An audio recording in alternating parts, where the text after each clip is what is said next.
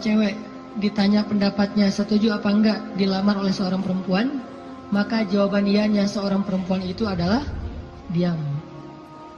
Sedangkan laki-laki kalau diam berarti enggak. Kalau perempuan kalau diam berarti ya. Kalau dia, oh berarti itu ya, husnuzon aja. Jadi kalau nanya, Neng gimana mau sama saya? Dia belum sempat mikir, oh berarti mau ya. Kan diam tadi teh. Jadi diam seorang perempuan kata Nabi adalah ridho.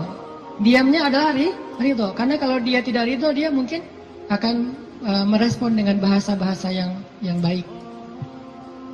Atau bahasanya bukan diam, pasrah. Saya ikut aja gimana emak sama abah gitu. Ini berarti ridho. Bukan berarti dia, kamu kok gitu sih sama aku, kamu nggak sayang, nggak cinta dan segala macam gitu. Dia mah nggak akan ngomong kayak gitu. Dia diam atau dia bilang ya udah ikut aja, berarti dia ridho. Itu sifat perempuan yang sebenarnya. Pada dirinya itu ada malu. Dan malu, by the way teman-teman, pada diri perempuan adalah mahkota. Makin besar rasa malunya, makin tinggi nilainya. Makin besar rasa malunya, makin besar mahkota yang dia pakai. Jadilah dia seorang putri. Makin besar, jadilah dia seorang ratu. Mahkotanya perempuan yang solihah adalah istihya, punya sifat malu-malu, nggak pakai in. Malu-malu aja, malu-malu, kemana-mana malu, malu-malu. Itu mahkotanya perempuan. Walaupun bukan berarti ketika yang ada perempuan nggak malu dia berani gitu, nggak punya mahkota, bukan. Ini hanya salah satunya. Dan tetap itu kebaikan. Kalau dia nggak terlalu besar dominan dengan sifat malu, mungkin dia dominan dengan sifat yang lain.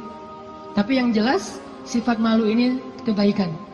Kata Nabi, kalau tidak punya malu, maka seseorang akan lakukan apa yang dia suka. Berarti malu itu sebagian dari kehormatan. Malu itu sebagian dari harga diri. Sehingga kalau orang udah nggak punya sifat malu, maka dia kehilangan harga diri dan kehormatan, dia akan lakukan apapun yang dia suka. Jadi malu anugerah dari Allah untuk perempuan. Aisyah pemalu. Saking pemalunya Aisyah, kalau lagi malu wajahnya kemerah-merahan, pink. Pink dalam bahasa Arab humairo. Pink itu humairo. Aisyah itu kalau lagi malu pink wajahnya. Sehingga kalau Nabi melihat wajah Aisyah pink, humairo, Nabi senang melihat Aisyah, oh Aisyah lagi malu, Aisyah lagi senang, Aisyah lagi tersipu-sipu, sehingga wajahnya menjadi pink. Aisyah itu seorang perempuan yang sangat pemalu, sama dengan Maryam, sama dengan Khadijah, sama dengan Fatimah, perempuan yang sangat pemalu. Coba teman-teman renungkan kisah gimana pemalunya Aisyah.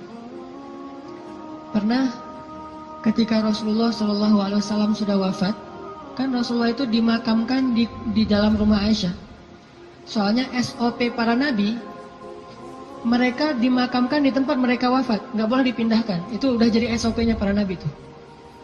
Jadi kalau meninggalnya di sini, ya udah di sini dimakamin, nggak boleh ke pemakaman khusus tempat lain atau pemakaman umum, nggak boleh. Jadi karena Rasulullah wafatnya di atas pangkuan Aisyah di kamarnya, maka kamar itu jadi tempat Rasulullah dimakamkan, makam di situ, dibuat kayak ruangan. Setiap hari Aisyah duduk di situ, dia buka hijabnya, dia duduk di makam Nabi sambil mungkin dia di situ ngobrol, mungkin dia berzikir, bukan sengaja zikir di dalam makam ya, tetapi dia kangen sama Nabi, duduk di sebelah Nabi, seolah-olah dia pengen mengenang waktu dulu sering zikir berdua sama Nabi sambil Nabi tidur di atas pangkuan Aisyah zikir. Bayangin. Kalau kita zikir jomblo itu duduk, beda ya zikir jomblo sama zikir orang udah nikah. Kalau jomblo zikirnya duduk, tiba-tiba ngeblak ke belakang gitu ya. Kalau udah nikah, zikirnya nggak perlu ngeblak ke belakang, zikirnya sambil berbaring di atas pangkuan kekasihnya. Atau kadang-kadang zikirnya sambil bersandar, jadi punggung dengan punggung, satu menghadap ke utara, satu menghadap ke selatan. Sama-sama memberikan punggungnya jadi kayak kursi gitu, bersandar kepada kekasihnya, zikir. Nanti pas sudah beberapa menit lihat, wah kamu 1000, saya baru 200, ngapain aja kamu kok 200, ngaweleng gitu ya, mikirin kamu, jadi zikirnya 200. Berarti yang zikirnya 1000, kamu mikirin apa? Saya ingat Allah. Lah kamu kenapa 200? Saya ingat kamu. Romantis dalam zikir. Artinya Aisyah tuh teringat masa-masa zikir dengan Rasul, sholat sunnah bareng dengan Rasul. Kan saya sering cerita tuh, Rasulullah kalau malam tahajud, beliau sholat tahajud sendiri dulu, nggak ngebangunin Aisyah. Kenapa? Karena tahajud Nabi itu di atas standar manusia biasa. Kalau ngebangunin Aisyah kasihan, nggak akan kuat Aisyah. Ini sayangnya Nabi kepada Aisyah, sampai dalam bab ibadah aja diringankan selama tidak melanggar syariat. Nabi nggak mau ngeberatin Aisyah sholat tahajud bareng dengan Nabi.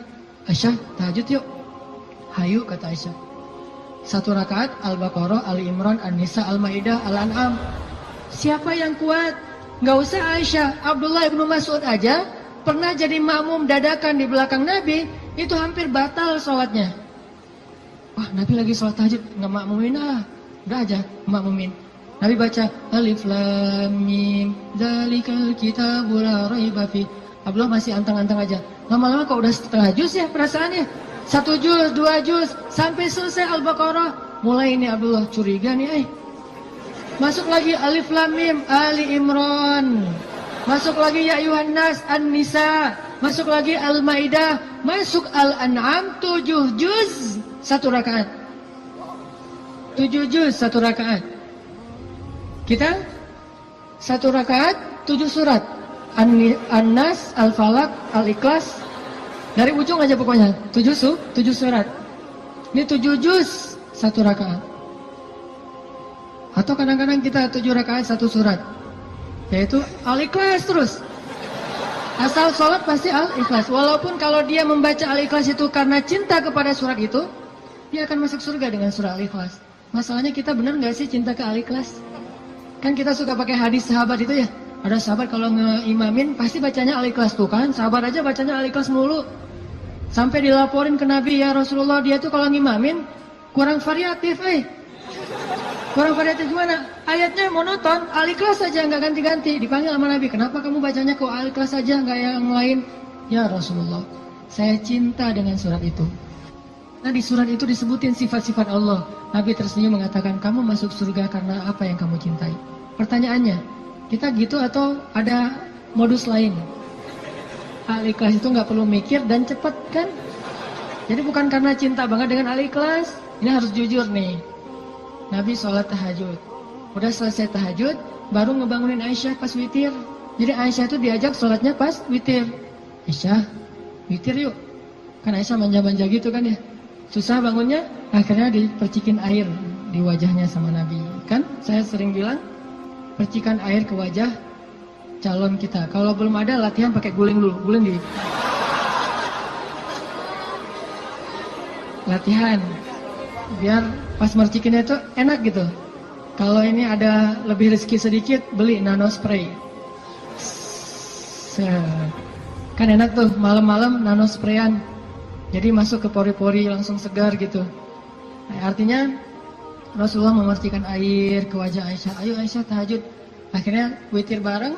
Setelah selesai witir, kan Nabi itu kalau sholat tahajud itu ini ada tutorial tahajud ala Rasulullah ya. Kan tahajud bebas sebetulnya, tapi Rasulullah juga punya style sendiri tahajudnya. Sahabat-sahabat masing-masing punya style. Ada tahajud di atas atap. Siapa itu? Bilal. Bilal kalau tahajud pasti di atas atap rumah. Umar kalau tahajud pasti depan rumah. Bukan di dalam rumah, di depan. Dia keluar dari rumahnya, tahajud di depan rumah. Bacanya kencang-kencang. Bismillahirrahmanirrahim. Satu Madinah bangun gara-gara suara Umar. Kalau Abu Bakar tahajudnya di musolanya sendiri, khusyuk sendiri, nggak mau ketahuan orang. Ini gayanya beda-beda. Gue dengan gaya gue gitu ya. Umar di depan rumah, Bilal di atas atap, Abu Bakar sendiri di dalam mihrab. Rasulullah juga punya style. Style tahajud Nabi gimana? Beliau tidur, tahajud, witir, tidur, subuh. Jadi sebelum subuh beliau tidur dulu. Cuman tidur yang keduanya Nabi bersandar biasanya. Kalau nggak bersandar di tiang, di dinding, bersandar kepada Aisyah. Itu tahajud ala Rasulullah. Nggak mungkin kita ngikutin sunnah ini kalau belum. Banyak sunnah yang kita nggak bisa ngikutin kalau belum nikah teman-teman.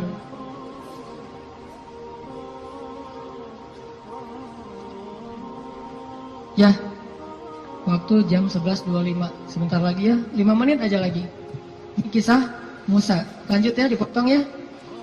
Jadi Nabi SAW itu dengan Aisyah, kalau tahajud membangunkan Aisyah dan tidak membiarkan Aisyah. Artinya Nabi SAW mengajarkan kepada kita bagaimana beliau memperlakukan istrinya, bagaimana rumah tangga beliau, yang itu kemudian menjadi kebaikan kepada Allah. Jadi mendapatkan istri untuk lebih dekat kepada Allah, biar bisa tahajud bareng. Coba bayangin teman-teman, kita pengen nikah. Kenapa kamu pengen cepat-cepat nikah?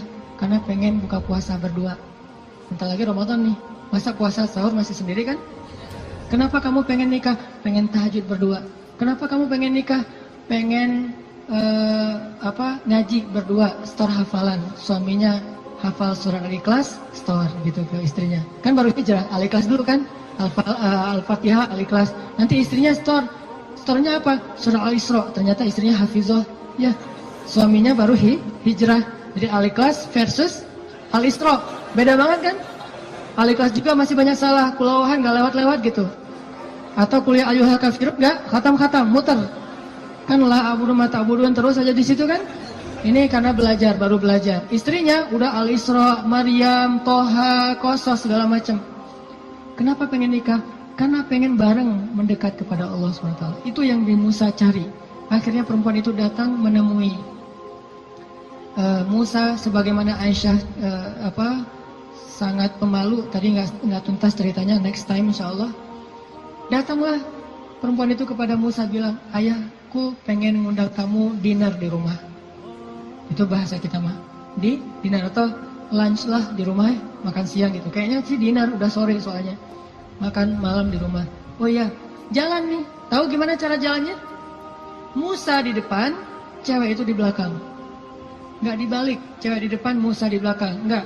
Etika jalan laki-laki perempuan yang belum muhrim, perempuan di belakang, laki-laki di depan.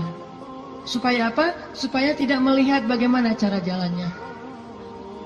Terus kan Musa nggak tahu rumahnya kemana, gampang, tinggal di Sherlock aja. Kalau nggak Sherlock, kitanya yang jadi Google Map gitu, jadi kayak Waze gitu.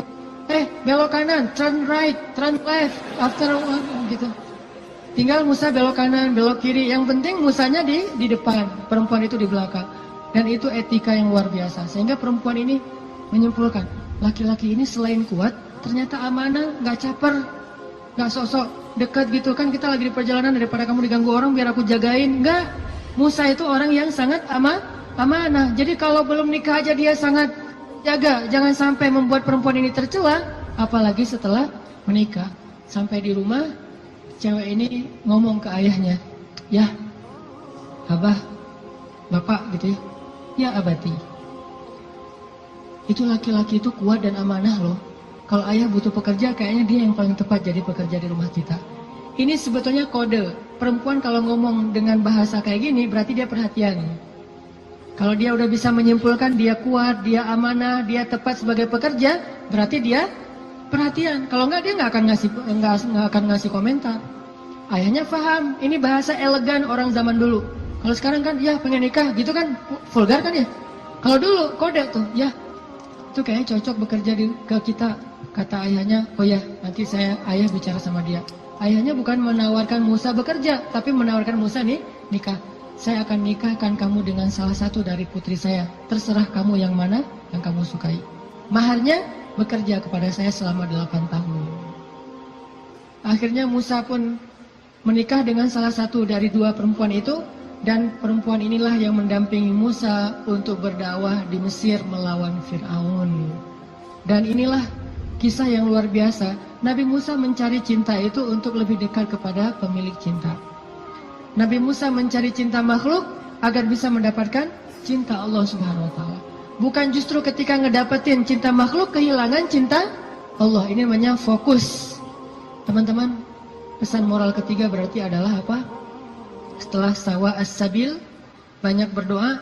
Yang ketiga adalah jadilah seseorang yang menyempurnakan hubungan kita dengan Allah dengan cara menikah.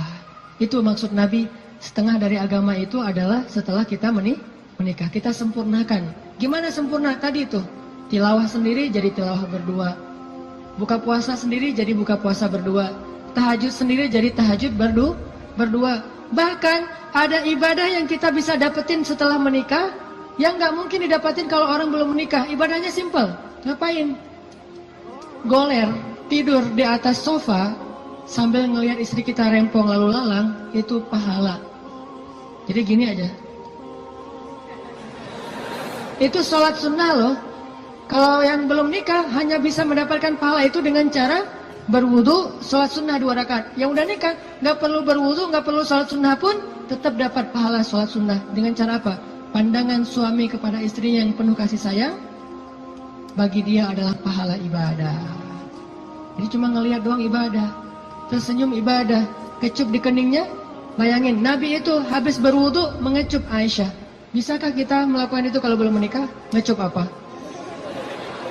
Habis wudu, cium Aisyah ke masjid. Wudu, cium Aisyah. Ini salah satu dalil dari mazhab yang mengatakan sentuhan suami istri tidak membatalkan wudu. Walaupun nanti ada dalil yang mazhab yang lain, Allahu a'lam. Ini mazhab. Tapi Nabi beberapa kali habis berwudu kecup Aisyah ke masjid. Wudu kecup Aisyah. Jadi kalau udah Nabi wudu, Aisyah udah siap-siap tuh. Para istri, kalau suaminya lagi berwudu, maka siap-siaplah kalian, karena sebentar lagi dia akan ke masjid dan lupa mengecup gitu. Biasanya kalau habis wudu, Nabi itu ngecup istrinya, dikecup di keningnya atau di pipinya ke masjid, kecup kening pipi ke masjid. Itu sunnah pahala yang tidak didapatkan kecuali dengan menikah. Setengah dari agama itu ada di dalam pernikahan, sisanya ada dalam status jomblo. Setengah-setengah lah ya. Jadi kalau mau utuh, pernah mengalami masa jomblo yang berat gitu, derita jomblo kifarat dosa kan ya. Setelah itu nanti mendapatkan setengahnya lagi setelah saya terima nikahnya Fulanah binti Fulan dan seterusnya. Itu teman-teman, maaf nggak tuntas cerita musanya. Insya Allah nanti dilanjutkan di kesempatan yang lain, bisa lewat streaming mungkin atau dalam kesempatan-kesempatan yang lainnya. Barakallah. Assalamualaikum warahmatullahi wabarakatuh.